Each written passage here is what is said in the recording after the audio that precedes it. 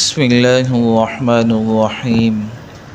عن أبي هريرة رضي الله عنه قال قال رسول الله صلى الله عليه وسلم مر رجل بغصن شجرة على زهر طريق فقال لأحيين هذا عن طريق المسلمين لا يؤذيهم فأدخل الجنة. رواہ البخاری و مسلم.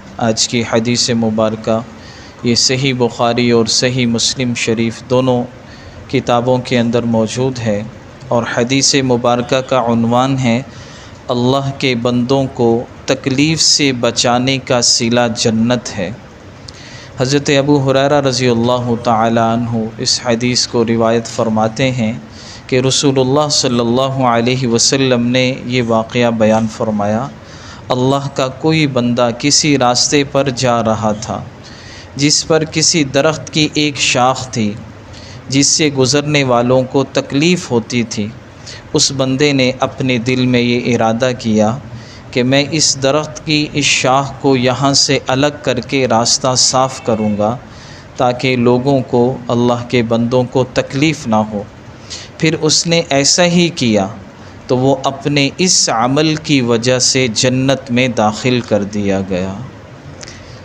اب اس حدیث مبارکہ کا خلاصہ کیا ہے کہ بعض اعمال بظاہر بہت چھوٹے اور معمولی ہوتے ہیں، لیکن کبھی کبھی وہ دل کی ایسی کیفیت اور ایسے خدا کے جذبے کے ساتھ کیے جاتے ہیں جو اللہ تعالیٰ کی نگاہ میں بڑے ہی قیمتی، اور وہ عمل بڑا ہی محبوب ہو جاتا ہے، اور اس عمل کی وجہ سے ارحم الراحمین کا دریائے رحمت جوش میں آ جاتا ہے۔ پھر اس بندے کے سارے گناہ بخش دیے جاتے ہیں اور اس کے لیے مغفرت اور داخلہ جنت کا فیصلہ فرما دیا جاتا ہے۔ اس لیے میرے محترم عزیز دوستو، کبھی بھی کسی نیکی کو بھی معمولی نہ سمجھے، نہ معلوم کون سی نیکی ہماری بخشش کا اور جنت میں فیصلے کا ذریعہ بن جائے۔ ایک نیکی سے آدمی ایک نمبر سے آدمی پاس بھی ہو جاتا ہے، فیل بھی ہو جاتا ہے۔ ایسے ہی شاید یہی نیکی ہماری بخشش کا ذریعہ بنے، اور جب بھی نیکی کریں تو بذات عمل کوئی بھی نیکی، ایک بزرگ فرمانے لگے، کوئی بھی عمل بڑا چھوٹا نہیں ہوتا، انسان کی حسن نیت عمل کو بڑا چھوٹا بناتی۔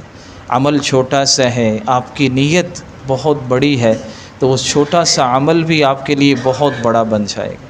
عمل بہت بڑا آپ کر رہے ہیں لیکن نیت آپ کی خراب ہو گئی تو وہ عمل آپ کا بالکل خراب ہو جائے گا۔ تو اس لیے کبھی بھی کسی نیکی کو معمولی نہ سمجھیں۔